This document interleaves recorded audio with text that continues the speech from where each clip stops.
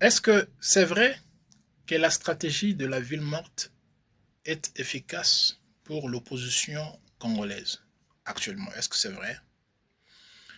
Alors, pour répondre à cette question, nous allons d'abord savoir c'était quoi l'objectif de la déclaration de la ville morte aujourd'hui. L'objectif était lesquels?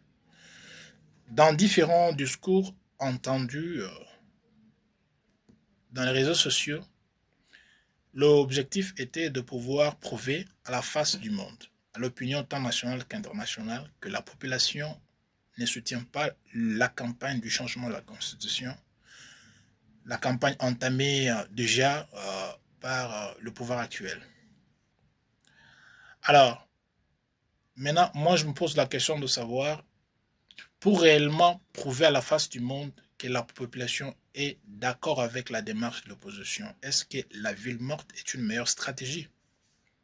Je ne pense pas que la déclaration de la ville morte soit une meilleure stratégie. Au regard de l'enjeu actuel, ce n'est pas une stratégie adaptée. Pourquoi? Parce que la stratégie des villes mortes, à un moment donné, peut constituer, peut devenir une illusion, peut produire ce que moi j'appelle une illusion d'adhésion. Les gens qui restent à la maison ne sont pas restés forcément parce qu'ils vous soutiennent. Et surtout quand on sait qu'après avoir déclaré la journée d'aujourd'hui, ville morte par l'opposition, il y a eu différentes menaces. Les militants des partis d'opposition ont menacé la population qui essaierait de défier l'ordre donné par l'opposition. Alors, ces menaces proférées, d'une manière ou d'une autre, peuvent avoir créé ce que moi j'appelle le sentiment de la peur dans les chefs de plusieurs Quinoises et Quinois, et qui ont choisi de rester à la maison, non pas parce qu'ils ont respecté votre mot d'ordre, simplement parce qu'ils ont eu peur de sortir. Et là, vous risquez de croire que cette population qui est restée à la maison est d'accord avec vous.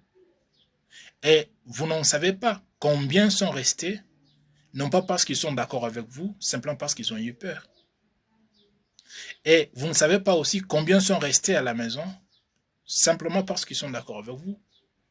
Alors cette incertitude crée ce que moi j'appelle l'illusion d'adhésion. Et par conséquent, la stratégie peut absolument sembler suicidaire les jours que vous oserez de faire ce que moi j'appelle la démonstration de rue. Or, la démonstration des rues, vous serez obligé de convaincre les gens d'abandonner leurs activités et rejoindre les marches pacifiques. Et là, il faudra qu'ils soient convaincus.